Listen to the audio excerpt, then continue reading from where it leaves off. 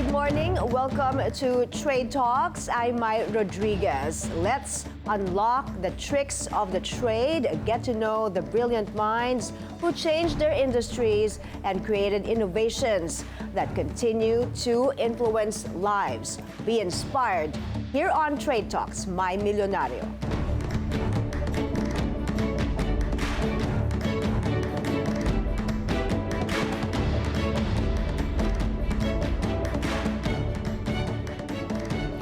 International brands may dominate the food business, but one can still thrive with the right strategy and mouth-watering products.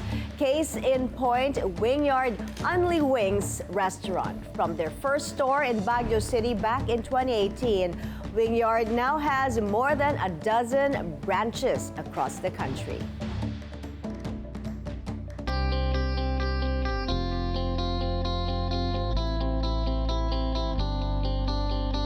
We will be speaking with the couple behind Wingyard, Kris Ivone Santos, CEO, and KC Cuenca, the COO of Wingyard. Good morning. Welcome to Trade Talks. Good morning. Good to have you here. Now, a Baguio-born business. In 2018, you first opened your branch and it now has grown to 15 branches across the country. Congratulations. Thank you so much. Happy Pride. Yes, happy Pride.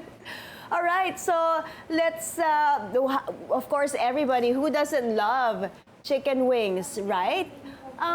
Why did you decide to open a restaurant only on one product from the very beginning, diba? Isang product lang, chicken wings lang. First, we have business po kasi. Year 2017, we have bar and resto, and we serve already chicken wings.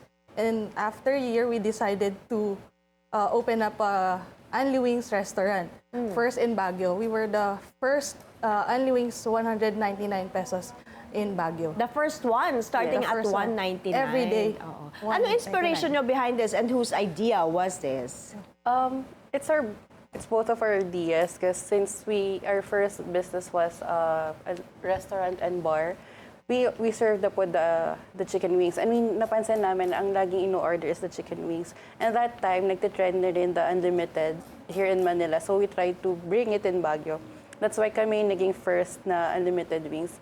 And we already have 6 flavors. So we only need to add 4 flavors to complete the 10. So yun yung parang, okay, we need to try this to the students since before we cannot afford the chicken wings if you're a student. So we targeted the students, the young professionals.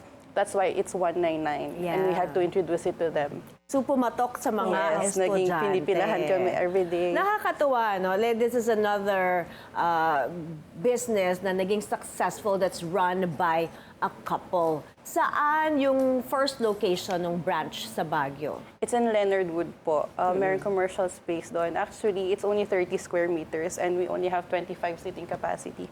So we have every 2 hours being unlimited. The whole 9 a.m. to 9 p.m. Full house and pinipilaan. So that's why we decided to open our second branch after 3 months. 9 a.m. to 9 p.m. Yes. Tapos puno? Yes. Oo. Okay, so ano yung starting capital nyo? Our starting capital is 500,000. For the whole restaurant na po yun. For the whole, to open the restaurant. Yes. So, malaki rin pala, no? Yeah. Oo. Because of the rent too. Oo. Included na yung rent and then everything. How was it the first couple of months running that first branch? First, na-overwhelm kami. We didn't expect na pipilahan po talaga kami. And of course, nagta-trial and error pa kami that time kasi we didn't expect na ang hirap pala magluto ng chicken. We thought it's only chicken. Pero Only ilang fried. beses kami na nag-trial and error regarding kung anong fryer, how to do the batter mix. What kind of oil, what kind of equipment we need to use. Doon kami nag-struggle is to how to perfect the golden crispiness of the chicken. Trial and error talaga. Yes. Oo. Pero paano ba kayo nag-meet? Sino ba magkakwento? Si Ivone o si Casey? Okay na lang. So we met po because we have a common friend sa despedida party. And I think nung time na yun, parang... We're both single that time. So we're both healing pa with our past. So nagkaroon na kami ng parang we had a common denominator na, okay, nagkamali kami sa ex namin. So that yun yung nag-pave na way sa amin to communicate na that night na okay, we have the same experience. So from there, dun na po nag-meet na kami halos every day. Okay, okay. Pero ano yung mga backgrounds nyo as an entrepreneur? Meron ba? Ako po, I'm a nurse by profession. Pero after 2 years ko lang po siya na-practice and then nag-venture na po ako sa marketing here in Metro Manila. Then after that, nag-venture na po kami sa business when I met KC. What about KC? I'm business HRM graduate. Okay. And after that one, nag-work po ako sa hotel, sa Diamond Hotel. And after that, nag-work din po ako sa States. Ikaw ba For yung kitchen, magaling yeah. magluto? Yes po. Siya po yung mind, siya po yung mag-iisip ng gagawin ko. Tapos ako po gagawa ko. Skills So po. I'm the man of the skill. Any prior business ventures? Yung kayong dalawa nagsimula?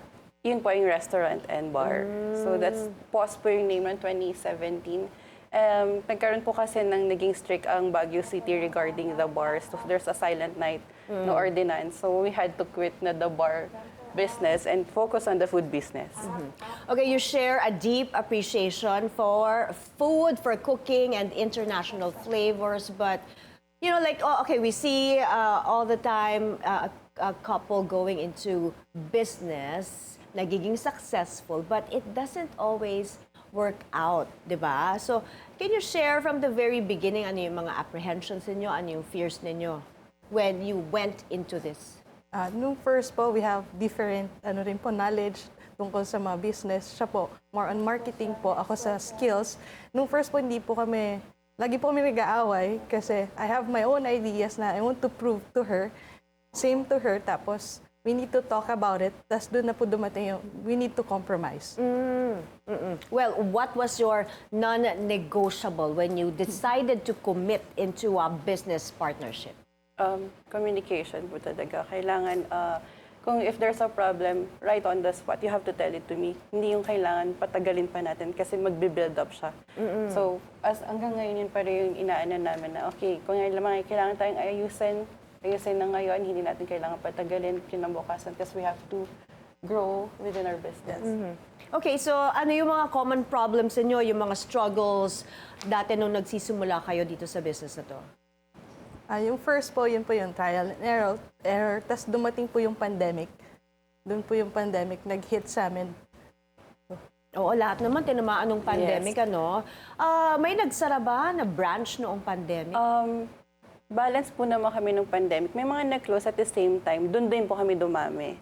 So nung time during the pandemic, may mga OFW po na mga umuwi and wanted to start a business since they thought na they cannot go back to other countries to work. So, ang downside lang, I think dalawa or tatlo lang po yung napa-close. Or actually, hindi siya nag-close parang nag-pause lang. Yeah. At the same time naman, dumagdag naman po yung branches namin.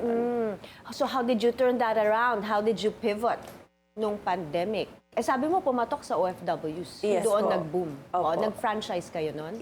Nagpa-franchise po kami. Doon po yung nag-start ng franchising. Actually, our first franchise is 2019 pa. And then the pandemic hit, so nag-pause kami. Pero nung nagkaroon na ng time na lumabas-labas, doon na po nag-start yung dire-diretsong franchise.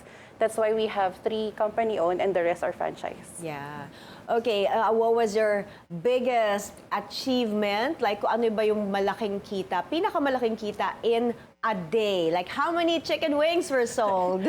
Actually, For a day po, range po sa 100 to 200 kilos a day. Wow! so in a week, we consume at least 1 ton. 1 ton. Wow! For okay. one branch lang po yun. For one branch. So ang sales is nasa 80 to 100,000 a day. A day? Yes. Wow, napakalaki ha. Okay, kailan kayo kumita ng first million? After 3 months po. That's why we opened the second branch kasi hindi na namin ma-accommodate yung mga customers. So we had to open para lahat sila is Ma-accommodate na And with nasa Session Road na po kami ngayon. Mas Bigger. Mas bigger and mas accessible compared sa first branch na malayo siya sa town. So, ganun din, dun sa first kita nyo ng 1 million, nire-invest nyo rin? Yes. Oo, nag-open kayo ng isa pang branch. Oo. Ilan na ang mga employees ninyo ngayon? Nasa 30, 30 sa main branch po. With the commissary na yun. So, balikan natin. Kailan kayo nag-franchise? After 1 year, nag-franchise na ba kayo? Actually, Yes. after 6 months 6 pa lang months. po After yun 6 months. Kasi 2018 kami, October 2018 kami nag-start and our first franchise June 2019. And the Tapos, second branch is May 2019 2019. also. ilan na yung, saan na? Ano yung mga first branch nyo? From those two branches in session, one in In session? Baguio City, now we have in La Union, SM Dagupan, SM Urdaneta, Bulacan. Bulacan, Tagaytay, that's Marinas. And we also have one in Tagum, in Davao.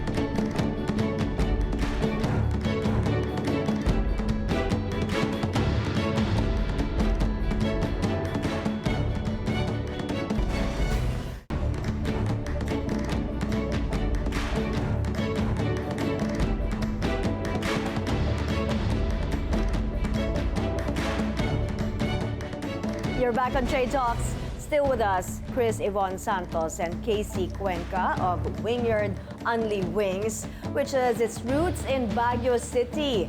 What started as a single store in Baguio soon blossomed into a growing chain.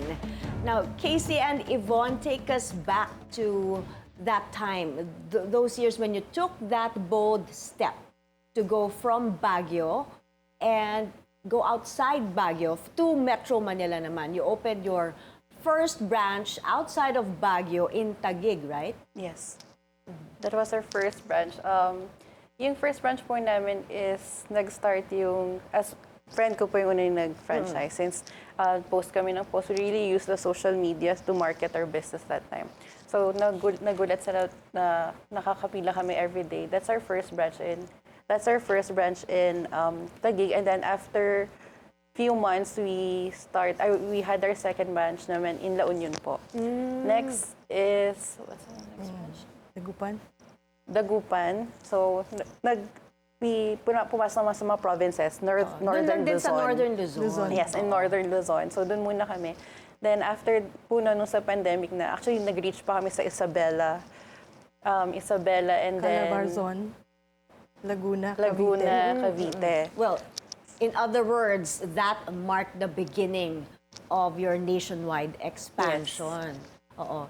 Let's talk about your franchising. How much ba to franchise with Wingyard? Tsaka ano yung mga, kung may packages ba, ano yung mga inclusions? Before po, our franchise starts with just the name and other inclusions, 399,000. And then with some inclusions, by excluding the construction, it's 699,000. So with the initial, initial sauces and other products. So, may guarantees ba ito for your franchisees? Yes, kami po usually nagtitrain. Ganun po kami ka-hands-on. So, from day one hanggang actually Monthly pa po ka. actually Monthly. daily ang monitoring namin. So we have a GC, they need to send pictures kung tama yung luto ng chicken and even the sauces. Kasi even by looking the pictures, we can Determine identify if it's okay. if okay yung sauces or not. But just by looking the color of the sauces, so malalaman namin if na-tweak nila yung sauce or even the chicken itself. How do you monitor the success of each branch na naitayo ng mga franchisees ninyo? Monthly po, na-check po kami sa mga franchise, tapos kinakausap po namin yung mga owners, tapos kung may mga problems po sila, o kaya may ideas din po sila, nagko-compromise po kami. And sa sales po kami nagbe-base if nag-i-increase yung sales nila daily. And pag nakita namin, let's say na bumaba yung sales, we have to gauge kung wala bang pasok or bumagyo or kasi we have to monitor kung may problema ba sa paggawa nila ng chicken or may mga madaming reklamo ng customer. So we have to check and monitor kung paano sila mag-operate kasi it will really reflect on our main branch. Ganun talaga, no? Kailangan ng constant monitoring, Yes. guidance, Yes. and support pag nasa franchising business. Now, let's go to your advocacy, diversity, and inclusion. Yes. Our main, since we are women and LGBTQIA-led company, our advocacy is deeply rooted in in empowering marginalized communities. So we committed to supporting women and LGBT entrepreneurs by giving support through mentorship since I'm a member po of various organizations like PCIQC, Go Negosyo. So that's how we give back to them. So we give free business mentorship and then resources. For example, I'm also a member of Network for Enterprising Women. We give livelihood seminars so they can have startup business. We'll support for their startup business. And most of your branches carry the pride flag. Yes. Casey, i-share mo naman ano pa yung mga mission ninyo? Mission po namin makatulong po sa maraming tao, lalo na po sa kababaihan. Kasi ngayon po, medyo nararamdaman po na iba, mas hierarchy pa rin po ang lalaki kaysa sa babae. Kaya ngayon po, gusto po namin mag-focus sa kababaihan po. Okay, now Ivone, speaking of kababaihan, Ivone, you were awarded Most Inspiring Filipina by Go Negosyo. Tell us, Yes, what does this mean to you?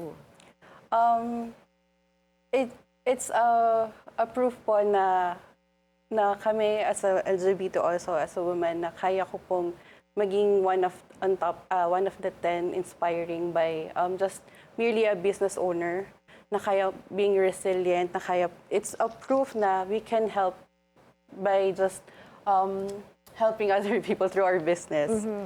So yun po. Okay, now going to your expansion plans. Ano ba yung mga plano to scale up the business? This coming August po, we're going to States. Mag-attend po kami ng expo. Tell us about this expo in the States, ha? Yes, it's an international Asian American business expo. So we'll promote our business, our franchising, that they can invest here in the Philippines, or we can also put up a branch in the United States. So, and we are also innovating our business. So from franchising restaurant, we are now into it's like a cart po, but it's Kiosk, kiosk. Kiosks, Yes. oo, So oo. it's easier to franchise kasi mas malababa yung investment. Kasi ang dami po nagtatanong sa amin na we want to franchise your business but we cannot open a restaurant because ang laki ng investment. So we decided na we have an inline where you can just for takeout and for Smaller delivery. investment. It's a smaller scale para po mabigyan namin ng chance yung who wants to franchise their business. And mas accessible sa Yes. maraming tao. Alright, Casey, may sineset ba kayong target na dapat how many stores by the year, so and so? For a year po, target po sa namin more than 10 branches po. Restaurant or kiosk po. Now, how do you maximize the many platforms available to businesses now, and especially may AI na, di ba?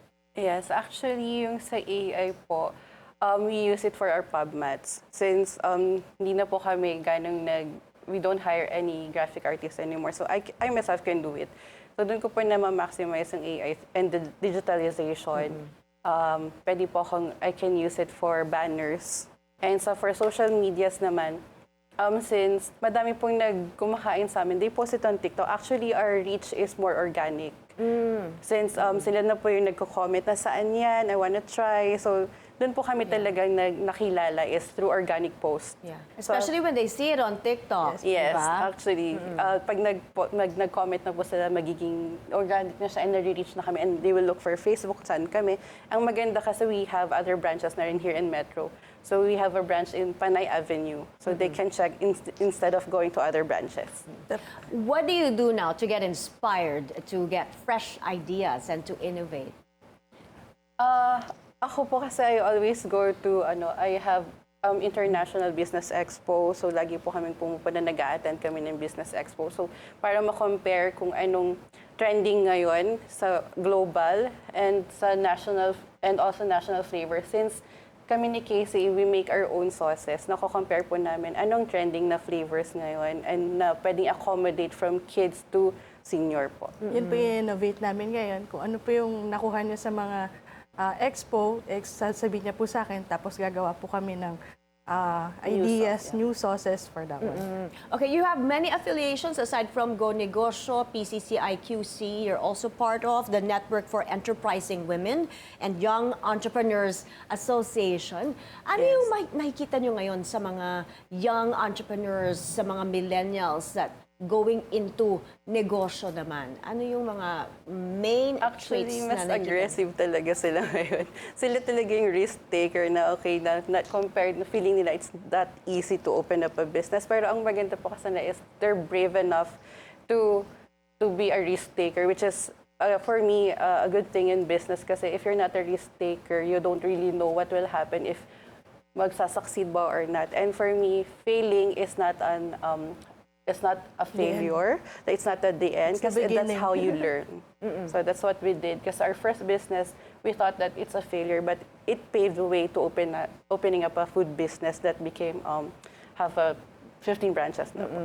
Now, what do you think now? To sum it all up, yung experience nyo into Wingyard Unli-Wings, what was the biggest mistake that you committed and what was the biggest lesson that you learned from it? That time, actually, we weren't ready. So we didn't really research on our business, on our Nag-go lang target po kami, market. nag-go. We just, okay, Bigla na lang go na lang, Yes. isip ko chicken wings, tapos, And then na-overwhelm kami, kaya parang not really we wasted a month. Kasi doon po week. kami natuto. Yung first month namin is doon kami natuto nga kung paano i-operate ang restaurant and what materials or equipment we need to use. Kung paano namin accommodate ng dami ng tao, na hindi kami ready, but still, na accommodate namin sila ng maayos. So our advice would be really research on your business first before starting and know your target market. yes. But ang galing nga, as you went along, nagawa nyo ng sistema, nagawa nyo ng template for your franchisees, no? Tell us, ano pa yung mga events that you are looking forward to aside from that expo in the States? Meron ding Queer Con in June. Oh, yes. Tell us about that.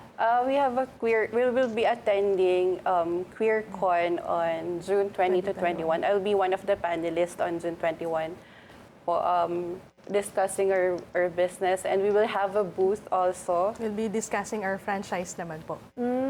So the Queer Con is for queer entrepreneurs. So it's LGBT-owned businesses. So free po yun for all the queerpreneurs. We call it queerpreneurs since we are part of the LGBTQIA. And this is organized by? The Philippine LGBT Chamber of Commerce, which is we are part of also.